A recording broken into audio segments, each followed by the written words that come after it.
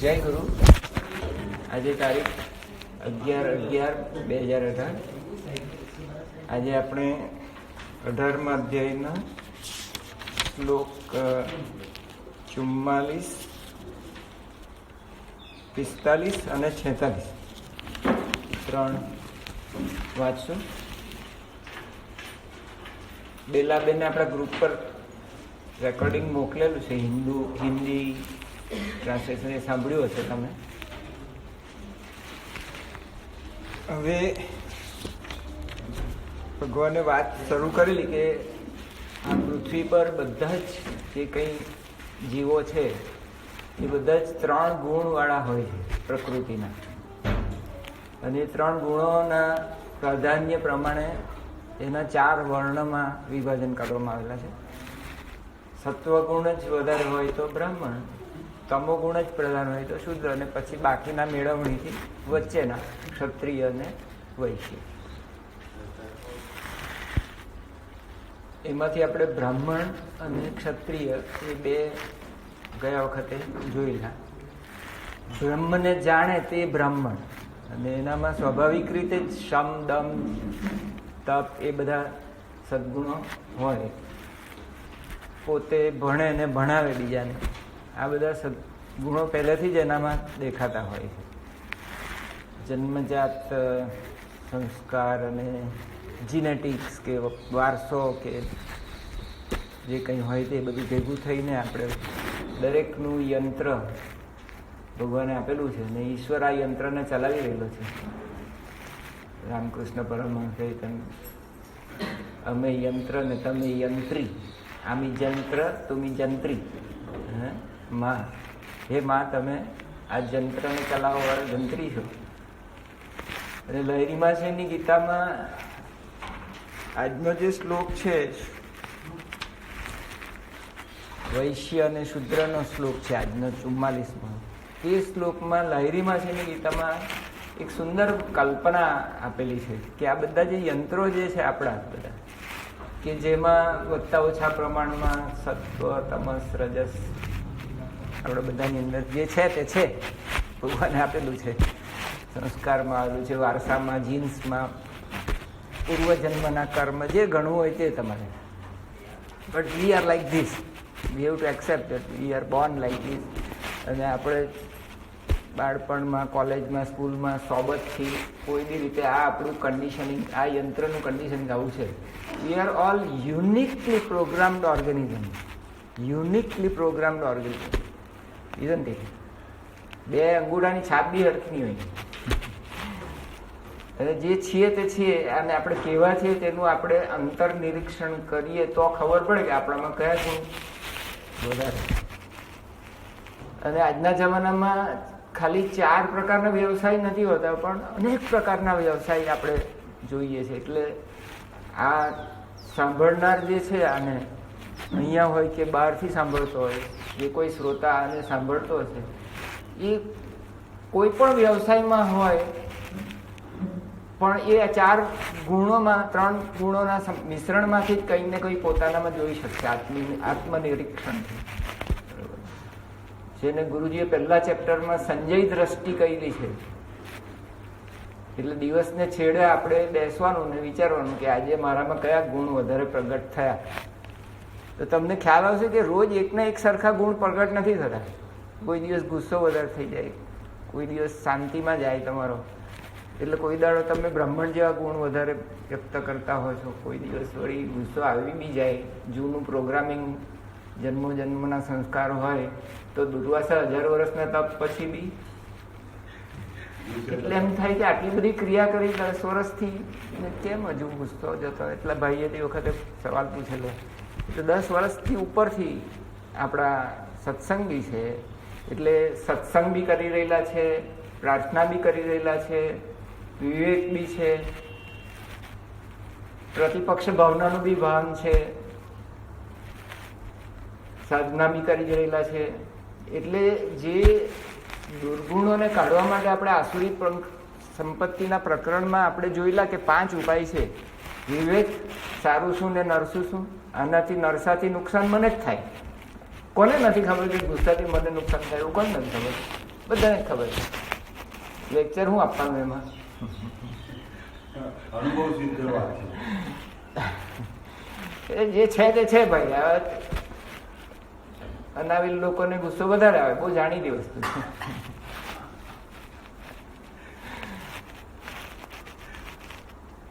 તો જે છે તે છે ને રૂપાંતર કરીને પ્રોગ્રેસ કરવાનો છે આપણે. જ્યાં છીએ ત્યાંથી આત્મનિરીક્ષણ કરીને, તો એને માટે આપણે ત્યારે 16મા અધ્યાયમાં અને અગાઉ વારંવાર કહેલું કે there are ways to tackle all these problems. આજે આપણા સ્વભાવના પ્રોબ્લેમ છે એને ટેકલ કરવામાં કેટલી વસ્તુ આપણને કામ લાગે એવી છે. તો કે વિવેક, સારું શું ખરાબ શું, આ બધું જે ખરાબ ગણાવેલું છે આસુરી, તેનાથી મને જ નુકસાન થાય, મને જ રોગ પેદા થાય. ખરું કે નહીં? હું જો કોઈને ક્ષમા નહીં કરી શકું ને અંદર ભરી રાખું તો નુકસાન કોને થાય? મને જ રોગ થાય બધા જાત જાતના. We know it is a long list. અંદર જો ભરી રાખીએ ગુસ્સો તો મને જ નુકસાન છે, પેલાને શું નુકસાન છે? તો વિવેક, રાઈટ.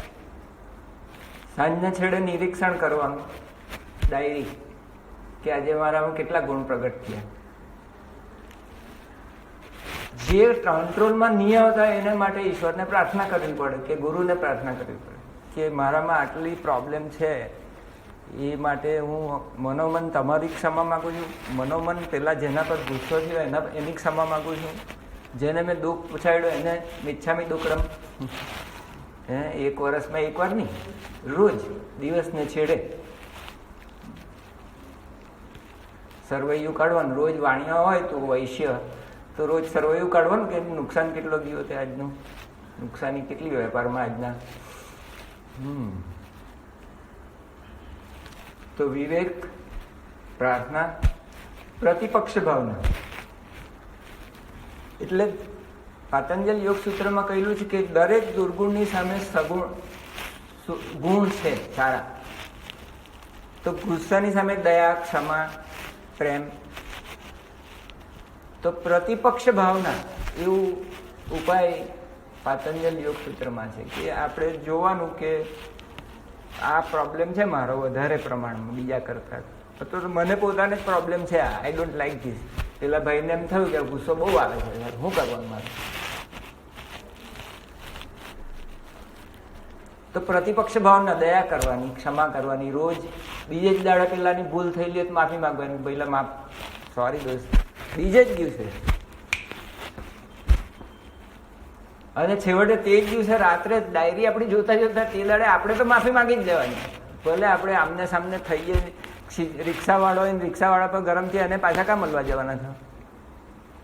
હિસાબ ચૂકતે સાંજને છેડે બાકી રાખવાનું જ નહીં. પછી તો ઊંઘ એટલી થાય ને આવે રાતના, હિસાબ ચૂકતે થઈ જાય પછી એની ઊંઘ જ જુદી આવે. હે,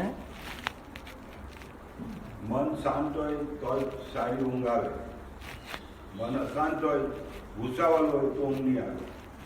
ધ્યાન મંદિરમાં પ્રવેશ કરતા પહેલા ઈગો નામના જોડા બહાર કાઢવાના. જેટલાની ભૂલ થયેલી એને પહેલા ક્ષમા આપી દેવાની.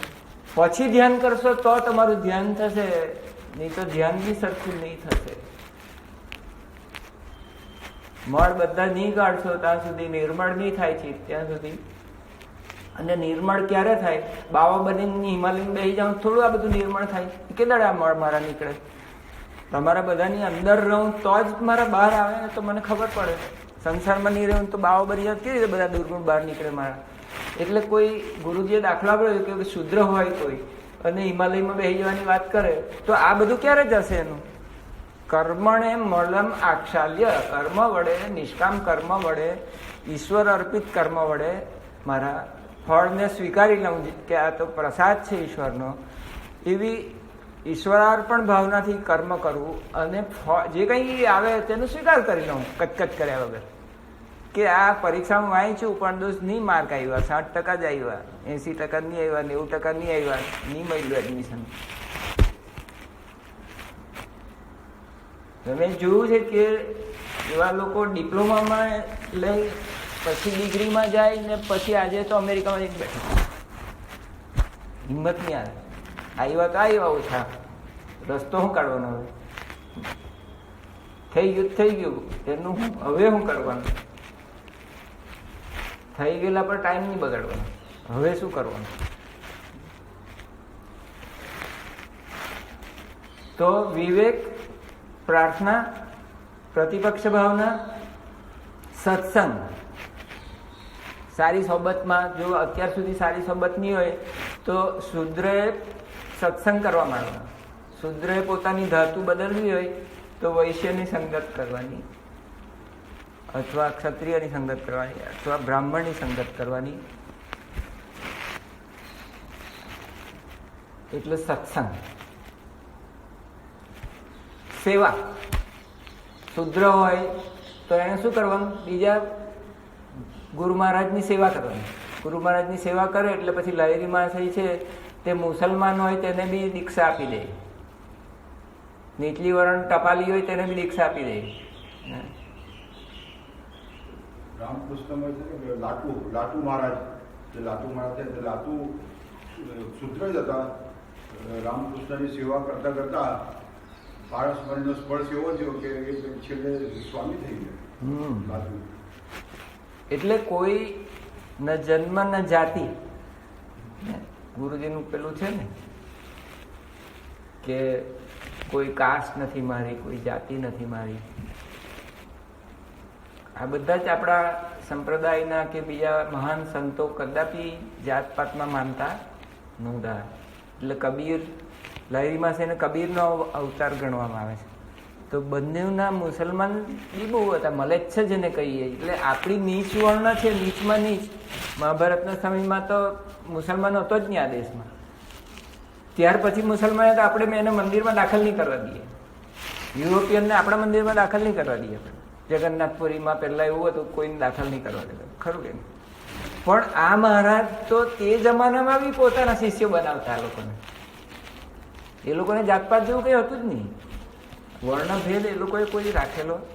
દે બિલીવ કે કોઈ સાચા હૃદયનો ભક્ત હોય તો ઇવન લોએસ્ટ શુદ્ર હોય અને પુરુષ સ્ત્રીનો બી ભેદ નહીં.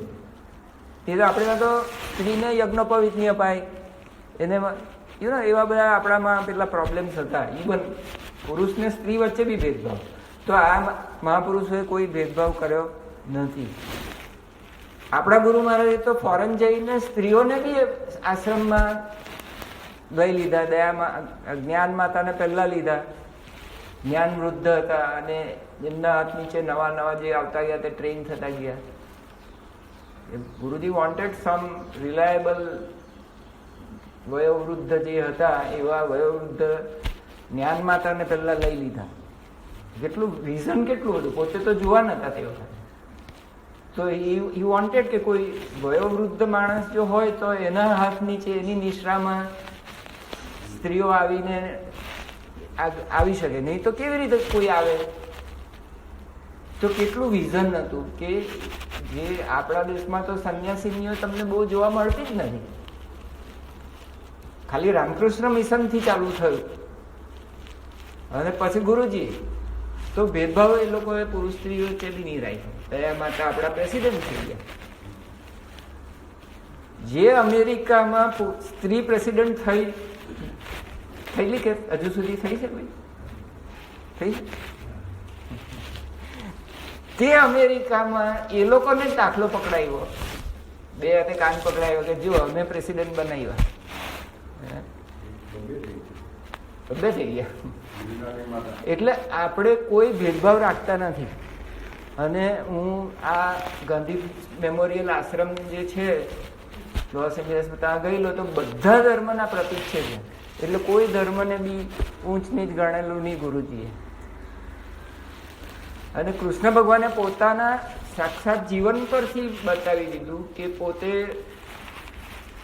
ક્ષત્રિયમાં જન્મ લીધેલો છતાં વૈશ્ય તરીકે કામકાજ શરૂ કર્યું. એટલે કૃષિ ગૌરક્ષ વાણિજ્યમ, તો ગૌની રક્ષા કરી, કૃષિ કરી, ગોવાળિયા તરીકે કામ કર્યું.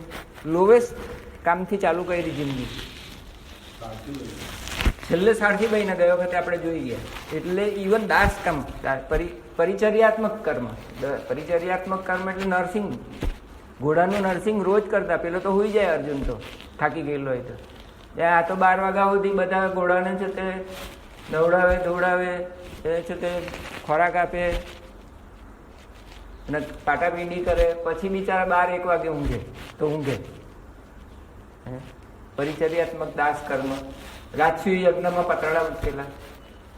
તો પોતાના જીવનમાંથી ઉદાહરણ આવ્યું કે લુક એટ ધીસ, તમે હું વાંચવાની જરૂર જ નથી, મારું જીવન જુઓ. એ જ કામ પહેલા મોહને કર્યું ને અત્યારે મોહનદાસ કરમચંદ ગાંધીએ બી કર્યું. એને કોઈ કામમાં સંડાસ બી સાફ કરી બતાવ્યો હરિજન આશ્રમમાં. એટલે હરિજનને નીચે, હરિજનને નામ જ હરિજન આવ્યું. આવા મહાપુરુષોનો આવો સ્વભાવ હોય છે કે શંકરાચાર્યને એક વખતે છૂતાછૂત હતી. કાશીમાં એક ચંડાળ મળ્યો ને સાંકડી ગલી રીતે હવે શું કરવું, તો એ ચંડાળ ખાસ શિવજી જાતે જ હતા અને એના ઉપરથી એક 5 નાના શ્લોકનું એમણે તે વખતે રચના બી કરેલી. એ નામ ભૂલી ગયો છું, પણ સાક્ષાત શિવજીએ એને જ્ઞાન આપ્યું કે તું તો અહમ બ્રહ્માસ્મિ કહે છે, પણ તું આ બધા વચ્ચે ભેદભાવ કેમ કરે? અડકી ગયા જાણી જોઈને. તો શંકરાચાર્ય બી છોડી દીધો ભેદભાવ. પછી સાક્ષાત શિવજી આવીને જ્ઞાન આપી જાય પછી આવા મહાન જ્ઞાની. એટલે આ દેશની આવી પરંપરા છે. આપણે તે વખતે જાતપાતનું કંઈ હતું જ નહીં. અને યુક્તેશ્વરજીની ગીતામાં એક 9 અધ્યાય સુધી એમણે ગીતા લખેલી. એનો ઉલ્લેખ ઓટોબાયોગ્રાફીમાં બી છે કે ખાલી 9 શ્લોક સુધી એમણે, એ છે મારી પાસે 9 અધ્યાય સુધી, સોરી. એટલે એ મને છે તે એમણે આપેલી. હા, તો એમાં શરૂઆતમાં જ આ પ્રસંગ છે કે જે શાંતનુ મહારાજની જે વાઈફ હતી પહેલી ગંગા અને બીજી સત્યવતી, એટલે જે પૂર્વજન્મમાં જે માછીની છોકરી હતી એના શરીરમાંથી દુર્ગંધ આવતી હતી, મત્સ્યગંધા નામ હતું એનું. એટલે શુદ્ર કુટુંબની છોકરી અને દુર્ગંધીવાળી, કોષે કોષમાંથી ગંધ આવે, કારણ કે માટલાનું જ કામ કરે એટલે બધી દુર્ગંધ શરીરમાં, કપડામાં બધે જ પ્રસરી જાય. તો એ લોકો જેટલા બી સંતો ત્યાંથી સામે કાંઠે જાય એની સેવા કરતા. એમ કરતા કરતા એક વખતે પરાશર મુનિની સેવા કરે એ લોકો, બંને બાપ દીકરી. એટલે આ સેવાની જે વાત છે, શુદ્ર સ્ટાર્ટ ફ્રોમ સેવા, એટલે એમાં ગુરુ મળી ગયા પરાશર. અને પરાશર મુનિના સંસર્ગથી, સત્સંગથી એને જે છોકરો થયો એ વ્યાસ મુનિ. એટલે વ્યાસના જો જીન્સ જુઓ તો અડધા જીન તો એના માછીના છે. હે, અને કેવા મહાન જ્ઞાની છે ખરું કે. પેલો કૃષ્ણ દ્વૈપાયન બી શૂદ્રનું કામ કર્યું અને કૃષ્ણ દેવકી નંદને બી શૂદ્રનું કામ કર્યું. એટલે કેટલું મહાન વિઝન હતું. આપણે જોવું હોય તો આપણી સામે પાત્રો જ છે. ત્યાં વિદુરજી દાસી પુત્ર હતા, ખબર તમને? વ્યાસજી જયારે સત્યવતીની જે પુત્રો જે હતા એને જયારે નિસંતાન રહ્યા ત્યારે એમણે વ્યાસજીને પ્રાર્થના કરી કે તમે મારી નિસંતાન જશે આ કુળ તો શું કરશું? એટલે એમણે એક પદ્ધતિ કહેવાય છે કે દ્રષ્ટિપાત કરે, એનાથી મંત્ર શક્તિથી એમણે. તો એમાં આની ભેગી આ પેલી 2 જે હતી રાણીઓ, એના ભેગી આ દાસી બી સાથે આવી. તે દાસીને જે છોકરો થયો એનું નામ વિદુર. અને જોવાની વાત એ છે કે જે આંખ મીચાઈ ગઈ શરમને લીધે, એને જે છોકરો હતો તે આંધળો, એટલે એ તમોગુણી હતો. જે પીળી પડી ગઈ તેને જે છોકરો થયો તે પાંડુ, શરમની મારી. અને જે પેલી શરમની મારી ભજનિયા ગાતી હતી ઊભી ઊભી, એને એટલી બધી શરમ લાગી કે ભજન ગાતી હતી મોટા મોટા, કીર્તન કરે. કેવી રીતે આ મહાપુરુષની સામે કેવી રીતે જવાય? તો તેને ભજન કરતો છોકરો વિદુર મળ્યો. આવી મારા દાદા વાત કરતા, નાનો હતો ત્યારે. દાદાજી બધી એવી વાતો બહુ કરતા. મહાભારત હતું, અમારા ઘરમાં રામાયણ બી હતું, વાંચાતું ચતુર્માસમાં. તો વિદુર સત્વગુણી થયો, દાસીનો છોકરો સત્વગુણી થયો. અને વ્યાસજીનો જે ચોથો પુત્ર પછી પાછળથી થયો પોતાની પત્નીથી, એ શુકદેવજી, એ ત્રિગુણાતીત અવધૂત થયો. 4 સંતાન, એક તમોગુણી ધૃતરાષ્ટ્ર, એ રજોગુણી પાંડુ, સત્વગુણી વિદુર, તે દાસીપુત્ર. એના બી અડધોઅડધ જીન્સ દાસીના, જીનેટિકલી તમે જુઓ તો. આજે તો આજનું વિજ્ઞાન તો એમ કે આપણું જીન્સ અને આપણું કલ્ચર એ બે મળીને આપણો સ્વભાવ બને. ગુસ્સો થઈ જાય કે જે થાય તે આપણે જેવા છે તેવા. આ બે અલ્ટિમેટલી તો આ બે કારણ જ ને અત્યારે તો જે સાબિત કરી શકાય એવા તો બે કારણ. That is why a saint is a saint because he has got those kind of genes, that kind of a childhood સંસ્કાર એને ગુરુકુળમાં ગયેલો હોય કે વોટ એવર, સત્સંગ હોય એનો, સોબત હોય નાનપણની. So we are all uniquely programmed organisms or યંત્ર, યુનિકલી પ્રોગ્રામ. અને આપણા દરેકની અંદર કંઈક સારા ગુણો છે, દરેકની અંદર કંઈક ખરાબ ગુણો છે. અને આપણે આપણો પ્રોગ્રેસ કરીને જ્યાં છીએ ત્યાંથી આત્મનિરીક્ષણ કરીને આ જે પ્રાર્થના, પ્રતિપક્ષ ભાવના, વિવેક, સત્સંગ, સેવા, પેલી એ સેવા કરી તો પછી એને થયું ને. અને સાધના, પછી એને સાધના આપી કે આ મંત્ર જપ કરજે તું, એટલે મત્સ્યગંધા થઈ ગઈ દિવ્ય ગંધા, સુગંધ આવવા માંડી.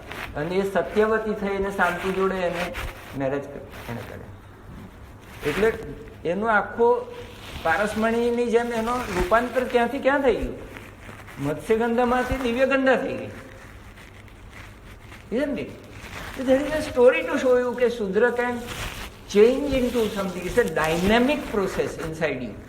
અને તમારી પોતાની સ્વતંત્ર ઈચ્છા શક્તિથી તમે તમારા આત્માના શત્રુ બની શકો કે તમે તમારા આત્માના મિત્ર બની શકો. Choice is yours. That is the long and short. You can every second, every minute આપણું જે બ્રેઇન છે એનું રીપ્રોગ્રામિંગ થઈ શકે છે. રીપ્રોગ્રામિંગ થઈ શકે. સંસ્કાર મળેલા છે પણ તમે નવા સંસ્કાર પાડવાની સ્વતંત્ર ઈચ્છા શક્તિ તમને ભગવાને આપેલી છે મનુષ્યને. એની મદદથી આ ધાતુને બદલી શકો છો. માટે આપણે સાંભળનારો કોઈ પણ વર્ણનો હોય અને પ્રારબ્ધને લીધે જે કંઈ બી કર્મ કરતો હોય, કોઈ પણ કર્મ નીચું નથી, કોઈ પણ કર્મ ઊંચું નથી.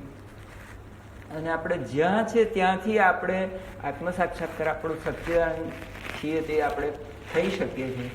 અને ગુરુજીએ આમાં ગીતામાં કોઈ જગ્યાએ એક પેરેગ્રાફ નાનકડો એટલો સુંદર લખેલો છે કે તમે ખરેખર તો આત્મા છો ને, ખરેખર તો આત્મા મુક્ત જ છે. ન જન્મ ન મૃત્યુ ન જાતિ, કોઈ ક્યાં જન્મ મરણનો સવાલ જ ક્યાં છે? If I am like this, કેવલ આત્મા શિવોહમ, then where is the question of મુક્તિ and બંધન? You are free already. એવું ગુરુજીએ 3-4 લીટીનું આમાં એક પેરેગ્રાફ છે. હા, કે મુક્ત આત્મા તો મુક્ત જ છે દોસ્ત. ભ્રાંતિ થઈ ગયેલી તમે કે હું બંધનમાં છું, અને ભ્રાંતિ હટાવવાની છે, ભ્રાંતિ જ દૂર કરવાની છે. I am free. શિવોહમ શિવોહમ મુક્તોહમ નિત્યોહમ શુદ્ધોહમ બુદ્ધોહમ મુક્તોહમ. નિત્યોહમ શુદ્ધોહમ બુદ્ધોહમ મુક્તોહમ. ધેટ ઇઝ યોર રિયલ સ્વરૂપમ. તમારું આત્મ સ્વરૂપ આવું જ છે. આ તો માયાથી બધું આ બધા જામી ગયેલા છે પડ બધા, તે કાઢવાના છે. જેવા તમે ચિત્ત શુદ્ધિ જેવી રીતે થાય, જેમ જેમ તમારા પોતપોતાના કર્મ જે આપેલા છે ભગવાને, જે વ્યવસાયમાં તમે આવી પડેલા છો એ વ્યવસાયને તમે ઈશ્વરને પ્રસન્ન કરવા માટે તમારા કર્મ કરો. એટલે કે તમારા ધંધાને હિસાબે જે તમારો ગ્રાહક આવે એ ઈશ્વર જ છે સામે, એમ માની શકો તમે 2 ઘડી. તો એને કેવી રીતે છેતરી શકો તમે? છેતરવાનું અશક્ય બની જાય. તો ગાંધીજીએ કહ્યું કે customer is your God. he literally meant કે દરિદ્ર